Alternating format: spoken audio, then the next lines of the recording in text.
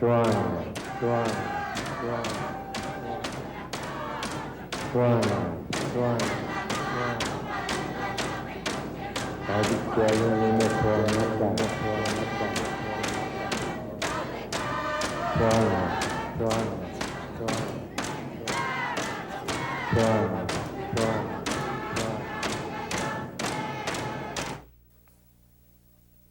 What will happen if the yes vote prevails in today's constitutional referendum? Tonight you'll hear comments from our Inuit leaders and find out their reasons for supporting the yes vote. Also, Regional Director Roger Connelly and Elder Billy Day will share their opinions on the Charlottetown Accord. Welcome to SUAANGAN. I'm Stan Gruben. These discussions and negotiations that were held in Canada are probably the most important constitutional discussions since Canada was created, since Canada became a country in 1867. Some of the issues that were discussed by the participants of the constitutional reform process you all know about, such as Quebec's desire for a distinct society status with greater powers. If Canada accepts these amendments, our country is going to change in some very big ways. For instance, Aboriginal people will acquire powers that were never recognized by Canada before. This is one of the reasons that we feel that Inuit must understand why constitutional change is necessary, why it's important, and how these changes are going to affect our lives and our communities. When it was created, the existing constitution and the governments that were created by the constitution were imposed upon us as Inuit. They didn't come around and ask for our consent. No one came to Inuit living in this region and say, do you think that this is where the boundary lines of the provinces should be? Or what kind of powers the federal and provincial and territorial government should have? The plebiscite that was held on the division of the Northwest Territories is a very recent exception. So the current constitution is deeply flawed because it fails to recognize Inuit and other Aboriginal peoples as having the ability to make any laws of their own and to have them recognized in Canada. So in constitutional terms, what this means is that we as Aboriginal people do not exist as a people. Instead, we are objects of federal power. So the exclusion or the absence of Aboriginal people, of Inuit, from this division of powers between federal and provincial governments is really a violation of our human rights, but it can be partially corrected if our inherent right to self-government were recognized and entrenched in the Canadian Constitution. And this is what the Charlottetown Accord would do. If it's accepted in this country, it's really a sign of a new inclusive Canada, a Canada that includes Inuit and other Aboriginal peoples alongside our southern counterparts.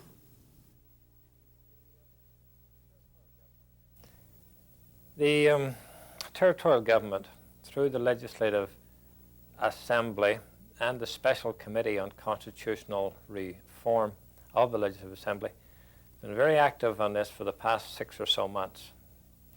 Very busy with the 5 membership of that committee, their advisors, senior government staff, working many hours in playing a very vital role in helping the other provincial and federal leaders put this package together.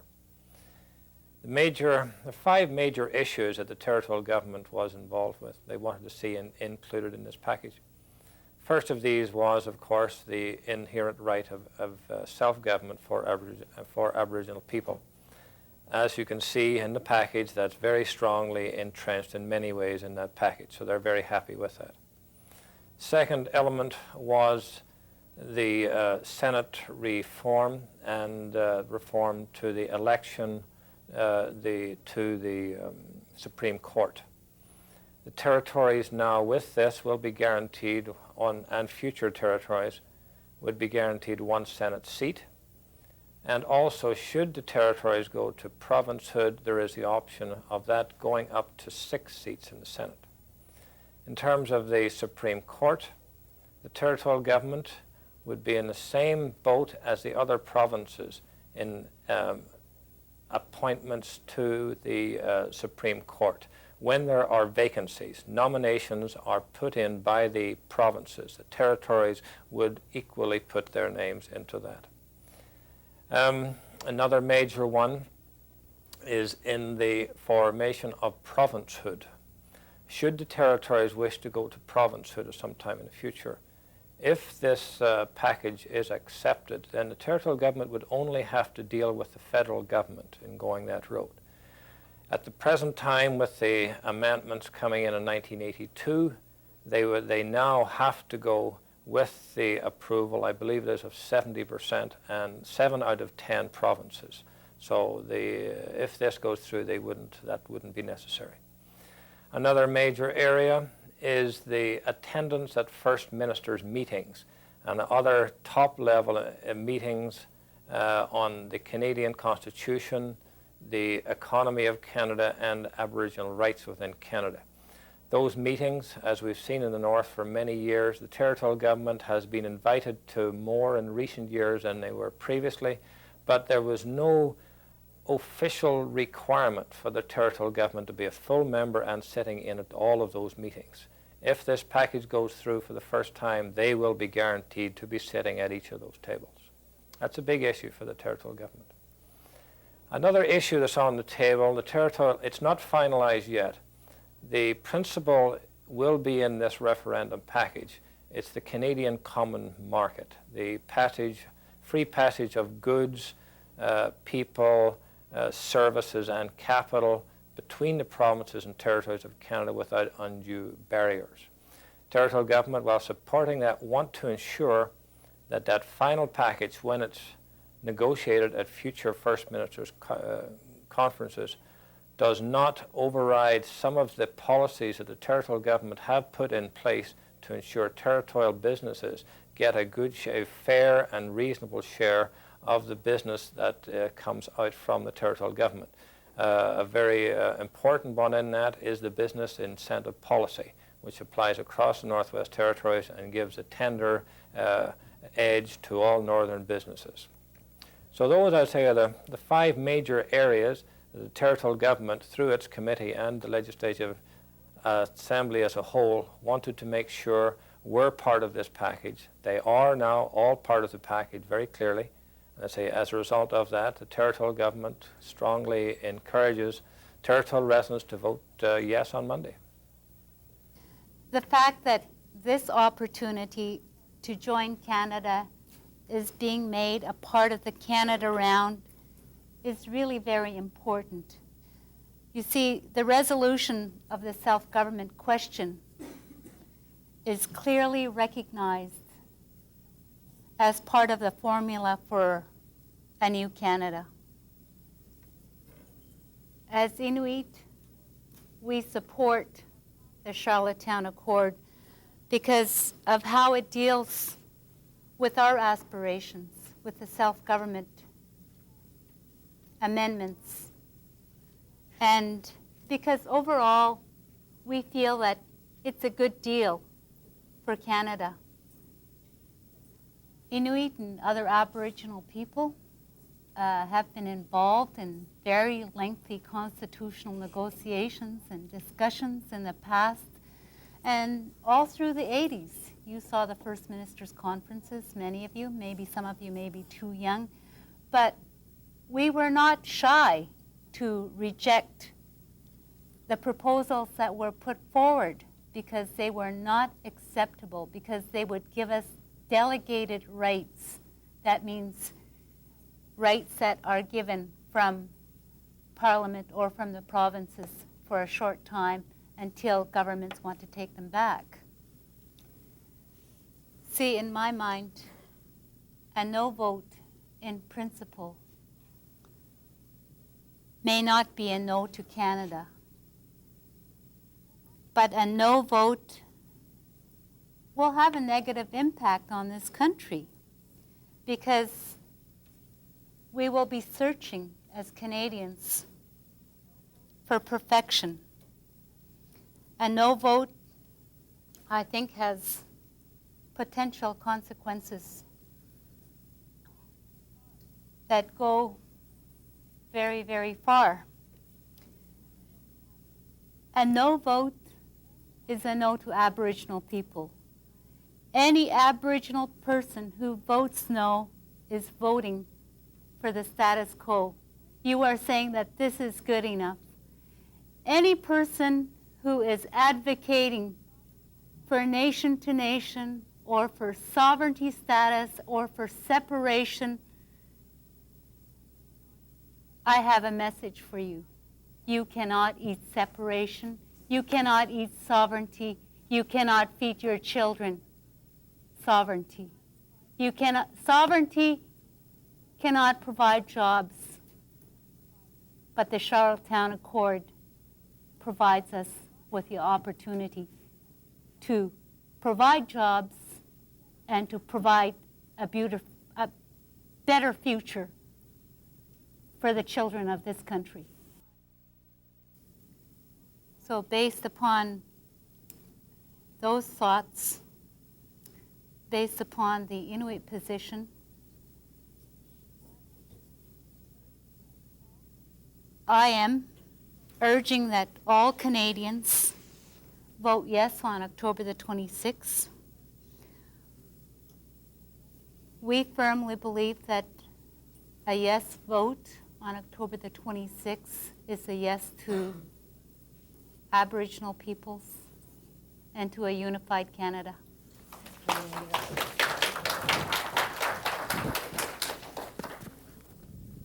No, I haven't really made a decision on it yet. Yeah? No. Are you going to make one by the 26th? I'll make one probably by the 25th, 26th when I go to vote, yeah? Oh, yeah, that's good. Thank you. Okay. How do you think you'll vote? I What do you never, hear from television or Inuit leaders? well, I could see yes and no on both sides, but I didn't know what to say. Oh, I'm going to vote yes. Yes? And do you have a reason for that? Well, I want to keep Canada together. North, south, east, and west, basically, yeah. Very good. Thank you. You're welcome. Presently, at the moment, I'm undecided because there's 2 points I look at it. As an Aboriginal person, I'd like to vote yes, as the inherent right to self-government is a good deal.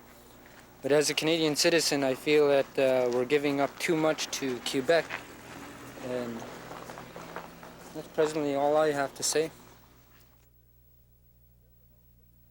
We wanted to know what you're going to vote, yes or no, during the upcoming constitutional referendum. Yes. Do you have a reason for yes? I don't know. I think it's a good deal for everybody. I look at some of the people who are campaigning yes, and they say, okay, try to get Preston Manning, Jacques Parizeau, Judy Rebick, and others together to put together a better deal, and I don't think you get a better deal. Thank you. I don't know. I don't think we've been given enough information, either by forum or written information.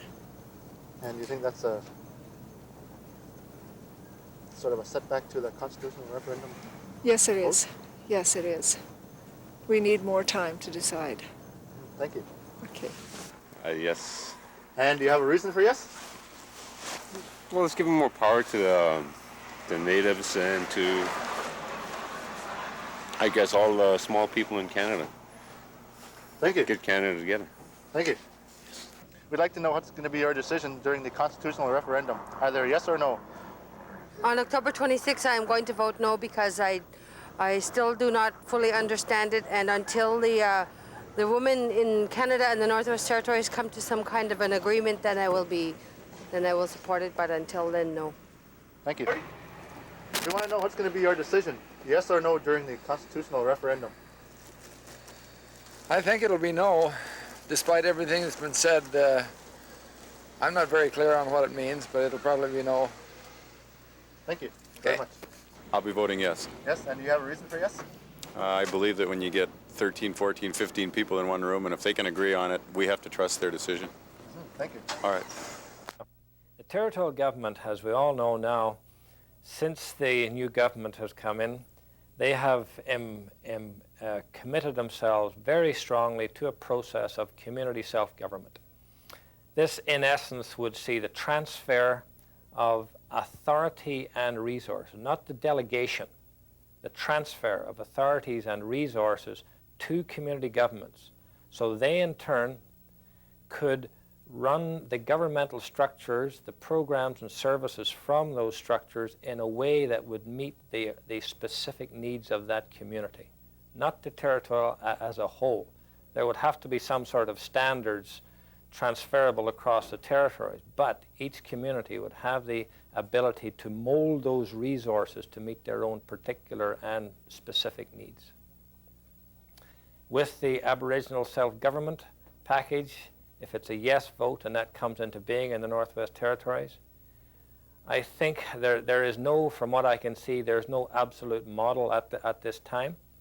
It will vary tremendously between sections of Canada, where you have, say, a very practical example, a large reserve in southern Canada. The Aboriginal self-government package that would come into being over time there would be entirely different, I would think, from the one that would come into place, say, in a community like Inuvik, where you have two large and separate Aboriginal groupings and a third groupings of other Canadians. The question there, do you have three separate governments, or do you have one government process that will recognize and include the traditional, cultural, language, and ethnic values of all three groups into one? That's the big challenge.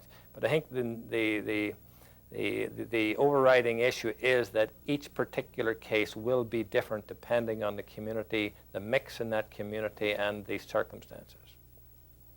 We'll work our way towards that one. It'll be a challenge for all of us, that one, major challenge. The first point that I want to make is that in the proposed changes to the Constitution, there is the recognition of the inherent right of Aboriginal people to govern themselves, and Greg explained that to you before. With that right, we can go to the federal government and say, we would like to negotiate with you a self-government agreement to govern ourselves. And if the amendments are passed, if we make the request to the federal government to say that we want to begin negotiations with you, the federal government cannot say no, they cannot say maybe, they have to negotiate with you. I use an example here that right now in the territories, you hear a lot about how the Inuvialuit are working with the territorial government to talk about transferring powers from the territorial government to the community or to the region. And right now we have a lot of problems. The Inuvialuit want to negotiate a regional government, but some members of the other Aboriginal groups in the territories are saying, hold on, you got to wait for us. We're not ready yet. And the territorial government is saying, we don't really know what to do. We need to do more research. So there's all kinds of reasons that they can come up with why they shouldn't negotiate with us right now, or we should wait until other groups are ready. But let's say that the changes are made to the Constitution. If we say to the federal government, we're ready to begin discussions with you, we arrive at agreements on how we wish to govern ourselves, that agreement is going to be protected by the Constitution which means that the federal government cannot make changes to that agreement unless we agree. Let's talk about the second point about what we might wish to be responsible for. I use the example of education. Everybody knows that education is so important to all of us. Right now, we feel that maybe there should be more time spent in the school system teaching Inuvialuit to our students. But we really can't do that because we don't have the ability right now to make changes to the way the education system is being delivered. You remember those days, Elijah, when it was pretty darn hard for someone from this area who was a native person to get on and have a job with the oil companies. With the proposed changes to the Canadian Constitution, if we were responsible for energy matters, that means we would also be responsible for telling industry, the oil companies in this case, you got to hire Inuvialuit or you got to hire native people.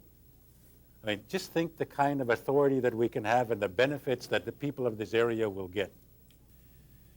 We think that it's a good deal, one that we can support, because we think that we as Inuvialuit and other Native Canadians or other Canadians can benefit from. We can only do better than where we're at now. Well, I don't think it'll be beneficial to us if the no vote wins. I feel very confident with the yes, and I think the explanations that we have been getting, I'm very comfortable with. We know that we wouldn't be getting everything that we want, but as I've said, I think this is what negotiations are all about. You wheel and deal and trying to get the best deal possible. I went through a lot of material. I've listened to pretty well all the newscasts, both the yes and no sides, and I made up my mind quite some time ago. I've been out in the Delta for a month at my camp, and in listening to all these, I made up my mind quite some time ago that a yes vote would be my vote. Well, I think it would make things a lot more difficult in terms of constitutional processes. I think it's going to be a long time if there's a no vote before Aboriginal people can acquire the same kind of gain. So I feel that as the national leader, that it's important that Inuit and other Aboriginal people encourage their fellow Inuit to vote yes, and for other Northerners. Well, let's say that there is a positive vote to approve the amendments to the Constitution. I would say that from the IRC point of view, that we would provide notice to the federal government that we are prepared to begin negotiations on a self-government agreement. And I would hope that we can begin those discussions and negotiations very, very quickly. I mean, let's face it, the issue of self-government for the Inuvialuit settlement area is not something that is so hard to define. I've always thought that the Inuvialuit, by virtue of our final agreement, have the closest thing to self-government than any other Aboriginal group in Canada. We make our own decisions. We approve certain activities around us. We dictate terms and conditions as to how activities around us are to happen. Those terms and conditions can include business, employment, and training opportunities, protection of the environment, protection of the wildlife. What we don't have right now under our land claims agreement is the governing of certain programs. For instance, the delivery of education, or the delivery of housing, or the responsibility for energy matters. If the amendments are approved, we have the ability to negotiate the responsibility for those areas and to deliver them as we see fit. So we're quite prepared. After all, we've been thinking and striving for our own form of regional government for 20 years. We have an idea as to what we want. If the amendments are passed, we're ready to go to the federal government to begin negotiations. Well, if governments are to be formed, they will be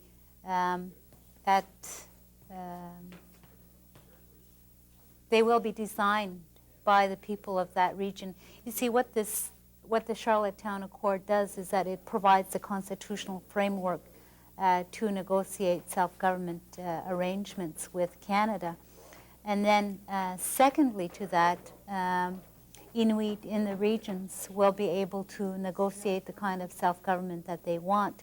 And in the Charlottetown Accord, there are two provisions for self-government models, or the kinds of self-government that you want in your region, ethnic as well as public governments. Now, in the Inuit regions, we've heard a preference for public governments, or governments for all people of that region. Well, certainly, I think that overall it's a very good package for all Canadians, but particularly as it pertains to Inuit and other Aboriginal peoples, because for the first time since Canada was created, governments are recognizing the human rights of Inuit and other Aboriginal peoples by saying that they have the ability to make laws based upon their own values, their own traditions, suited to their own needs. This government, this regional government that we want, so that it's very, very clear to all of you, is for everybody. It's for everybody within the Inuvialuit settlement area, meaning that it's for everybody in Aklavik, if we can swing a deal there with the other groups. It's for everybody in Paulatuk, Sax Harbor, Holman, Tuk, and here in Inuvik. And I want to stress that point. We're talking about a government that's for everybody, not only for Inuvialuit. I want to talk just for a minute about this use of the word inherent. Inherent is a recognition that when they say the inherent right to self-government, it's a recognition that Aboriginal people were self-governing historically, are self-governing now, and will be self-governing in the future. It's a recognition that the right to self-government comes from who you are and is not given to you by someone else.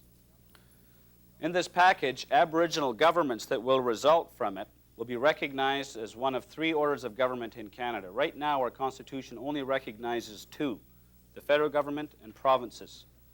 If this passes, our Constitution will recognize that there are three kinds of government in Canada: federal, provincial, and Aboriginal.